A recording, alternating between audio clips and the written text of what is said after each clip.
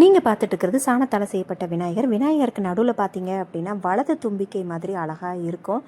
இது வந்து நான் சின்ன பிள்ளையாக இருக்கும்போது வாசலில் பொங்கல் விடுறதுக்கு வந்து சாண பிள்ளையார் பிடிச்சி வைப்போம்ல, அப்போ அம்மா வந்து பிடிச்சி வைக்க சொன்னால் நான் பண்ணேன் இது. அப்போல்லாம் வந்து அச்சு வெல்லம் சாணத்தால் செய்யப்பட்ட விநாயகர் இது வந்து கண்டிப்பாக வாசலில் வச்சு அதுக்கப்புறம் தான் பொங்கல் விடுறது வழக்கம். இப்போ வந்து ஒரு சில இடத்துல கிடைக்காததுனால விநாயகர் சிலை வச்சுப்பாங்க, அல்லது மஞ்சள் விநாயகர் பிடிச்சி வச்சுப்பாங்க. அப்போ வந்து இந்த சாணம் வந்து பக்கத்தில் இருக்கிற மாட்டுத்தொழிலை எடுத்து இந்த மாதிரி பண்ணது. இது வந்து நல்லா காய விட்டு அதுக்கப்புறம் வந்து எண்ணெய் தடவி நான் வைக்க ஆரம்பிச்சிட்டேன். அம்மா வந்து கல்யாணத்துக்கு அப்புறம் எனக்கு கொடுத்துட்டா. இதை வந்து நான் எண்ணெய் தடவி அந்த மாதிரி நீட்டாக வைக்கும்போது மேலும் மேலும் இறுக ஆரம்பிச்சிடும். அந்த சாணம் வந்து காய ஆரம்பிச்சிருச்சு அப்படின்னா சில இடத்துல காஞ்சி போய் உதிர்ந்துடும். எண்ணெய் தடவும் போது அப்படி சேஃபாக அந்த மாதிரி இருக்கும். அதுவும் நடுவில் வந்து தும்பிக்கை மாதிரி வந்தது வந்து எனக்கு ரொம்ப சந்தோஷமாக இருந்தது. அதான் சரி வீடியோவாக காமிப்போம் அப்படின்னு சொல்லிட்டு சொன்னேன்.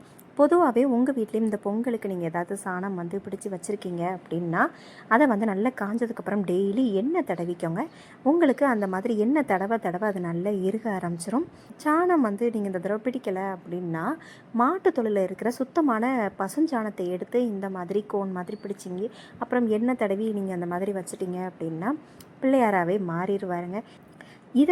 இதை வந்து நீங்கள் உங்கள் வீட்டில் வச்சு பூஜை பண்ணும்போது ரொம்ப நல்லதுங்க. பொதுவாகவே சாணம் அப்படிங்கிறது மகாலட்சுமி, அதில் இருக்கிற விநாயகரையும் சேர்த்து நம்ம கும்பிடும்போது நிச்சயமாக விநாயகரோட அருளும் மகாலட்சுமி அருளும் நமக்கு கிடைக்கும்.